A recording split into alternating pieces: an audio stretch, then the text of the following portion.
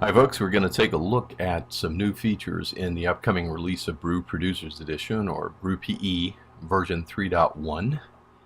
This particular feature that we're going to take a look at is related specifically to those users that are utilizing Final Cut Pro 10. If you start BRU PE on a system where Final Cut Pro 10 is installed, you'll get an extra addition to the list here that actually just simply calls out Final Cut Pro 10. Unlike your locations or save jobs, this is a top level, and if you are in a situation where you simply want to back up the entirety of your Final Cut Pro 10 environment, all you've got to do is select this option.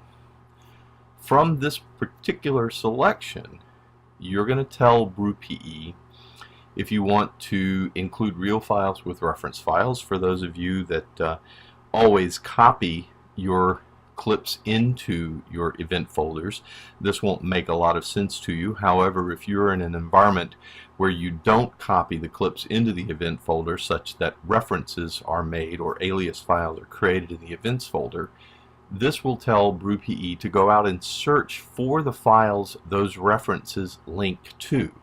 These files will then also be included in the Final Cut Pro backup. If you want to locate all projects and events folders, by default, if you're running Spotlight or if you go deeper into the OS X environment and you have turned on the Locate DB services, the Final Cut events and Final Cut projects folders will be easily recognized. However, you could be in a situation where either you've disabled spotlighting on a given drive, or in a situation where you've made copies of your Final Cut project and Final Cut events folders to another location aside from the root of your mounted hard drives. In this case, you're telling BRU PE to go and also locate or look for those folders to include in this backup. If you're working in an environment where you don't need to create backups or archives of the render files, we give you an option here that allows you to actually exclude the render files from the operation. For now, I'm going to leave that unchecked, but by simply telling us to continue, at this point we're going to go through, and it just so happens that in my case I have two drives, VD1 and Black Box, where I have excluded Spotlight indexing. However, I can, through BRU PE's own intelligence, go through and actually perform a slow search where we will search the VD1 and the Black Box drives even though they have not been indexed by Spotlight. So let's go ahead and tell it to do the slow search. As you can see, we have started the search of Volumes Black Box, which is a SAS-based RAID array. And I believe that there are more than just the default events and projects folders there. Now we're searching the VD1 volume, which is a mounted USB 3 striped array. And we are done. At this point, we've gone out, we've located all of the Final Cut events and projects folders on the system. We have also included by default the user's motion templates, simply because if you've installed any special generators or titlers or any of that type of stuff, we want to be able to go ahead and include those as part of this environment backup. And here you can see we actually dug a little deeper on the Black Box. We located Final Cut events and projects here in a folder called Spinner Hold, and then here's some more stuff that we found from that was really deep on Black Box. Then let's see, we've got some well, that was it for Black Box. In VD1 we only had the standard events, but one of the events folders had some reference files, and these pointed to the physical clips that were located elsewhere on the drive. And here are those clips that you can see. We've gone out and found them where they exist on the drive, and we've included them in this operation. At this point, I'm connected currently to a LTO5, or in this case, LTO6 tape drive, but it's a library. So I've got a destination that is set up with 4 tapes. I've got another destination that's a single tape in slot 1. We're going to go ahead and do a full backup of this. So at this point, all I really need to do is click the Start Backup button, and we will proceed to load the information that we need from the tape database, determine if we're going to overwrite an existing volume, giving the user an option to not overwrite that volume if they would prefer to change tapes, and then finally perform the backup. I'm going to do that now. We'll let's get this stuff out of the way.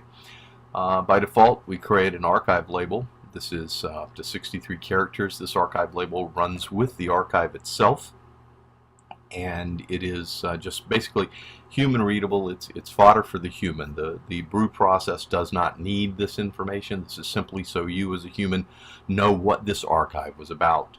Additionally, we allow you to name tapes. Since we're going to be overwriting this tape, we allow you to give the tape a name, and this becomes the name of that tape or set of tapes in the event that this backup operation or archival operation exceeds more than 1 tape. I'm going to go ahead and tell it to continue. What we'll do is we'll load the tape, and I'll probably do some cuts here because no need in making this thing take as long as it takes the library to load a tape. Alright, at this point the tape has been loaded, and we're now checking that tape to see what tape is loaded, see if it's a recognized tape in the event that there's data on it. And if it is, if the tape does have data on it, we'll warn the user that if they overwrite what they're going to be losing. In this case, you can see that this particular tape has a number of archives included on it already. I'm going to go ahead and overwrite this because those are all just part of a demo. And now at this point we're taking a look to find out, and as you can see, this particular job is going to run to 224.83 gigabytes for a total of 11,511 files. I will allow this to start so that you can see what goes on, and away we go. At this point I'll take a break while the job finishes, and then we will come back and pick it up as we get closer to the end. For this segment, very quickly, I'm going to show you the same process in our quick archive view, and then I'll also show the new FCP XML processing. Instead of in the advanced view, you've got this top level entry. In quick archive view, it's actually under the load job pop-up menu. It's the first entry there for Final Cut Pro X. This will only appear if Final Cut Pro 10 is physically installed on this system. As with in advanced view, it performs the same functionality, same question, same process. It does recognize my 2 unspotlighted volumes. Go ahead and do a slow search, and as before in advanced view, we will actually list all of the contents of the environment so far as Final Cut Pro 10 is concerned.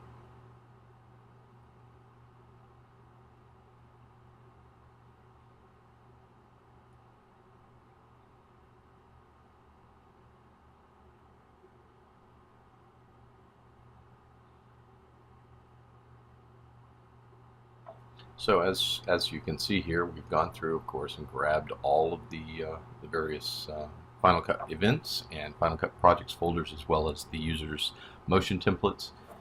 And additionally, this is the list of files that we actually had references or aliases within the events folders. I believe those come from this events folder here. And here we've actually gone out and found the real files to include in the mix. Same thing as before, click Start Archive, and the process starts and continues, and then we end up with a complete verified backup of the entire Final Cut Pro 10 environment on this system. Alright, additionally, we're going to take a look at how BRU PE can handle the drag and drop of a Final Cut Pro XML file that has been exported from a project's operations. I've created one here on the desktop, and I'm going to just simply drag it and drop it right onto the list, and it will go out, and it will ask us, in this case, whether we want to include everything, include only the clips and render files, or just the clips, in other words, exclude the cache and render files. So I'm just going to include everything in this instance. And we name the set. That will be the name that is assigned to the tape, as we saw in the advanced view version. And then the archive, we automatically default it to the name of what you dropped, but of course we can change that to whatever we want it to be. I'm going to go ahead and accept that. To see what was included, as you notice here, this is actually a little disclosure triangle, but if we expand that, you'll see that this particular project contained 3 movie clips and an audio file. So we can go ahead now, and as before, we click Start Archive. It will go out, and because we're using the loader, it'll load the tape, it'll check the tape, it'll ask us if we want to overwrite, if we're sure we want to overwrite, and then it will continue to perform the backup and restore. In this next segment, we're going to take a look at how BRU deals with restoring and selecting files from your known archives based on that same Final Cut Pro XML file drop as we used in the previous backup example. In this case, I've got 4 tape sets. There are approximately 12 or 13 archives mixed in amongst those tape sets. And what we're going to do is we're not going to select any of them. We're simply going to take the FCP XML file and we're going to drop it onto the restore panel. And because nothing has been selected here, BRU is going to go out and actually search through all of the known archives. This applies whether we've got 1 archive, whether we've got 3,000 archives, whether they're on tape or on disk. We're going to search all of the archives and then give you the results. In this case, we found 8 matches. If you'll recall, there were 4 files in the FCP XML that were included in the backups. We found 2 archives that contained those 4 files, meaning a total of 8 matches. The 2 archives happen to have the same name because when the backups were run, we just accepted the default name for the archives. But let's take a look at each of them, and you can see that they're on different tapes. The first one was created on August 28th, and it is in a set named tape set named FCP XML and EDL test. The second one is the one that we created with the demo that we ran for the backup that was created on October 17th. That set was called FCP XML Demo.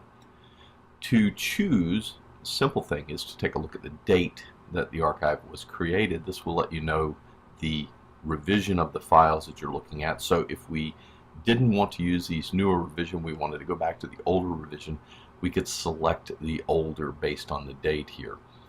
By clicking this, we select all of those files. We say Add Checked. At this point now, we can close this. You'll see in the restore panel the files have been added and we are actually ready to perform the restore process. When we perform a restore, the default for BRU is to actually restore things to their original location. However, you can override that by selecting to restore to an alternate location.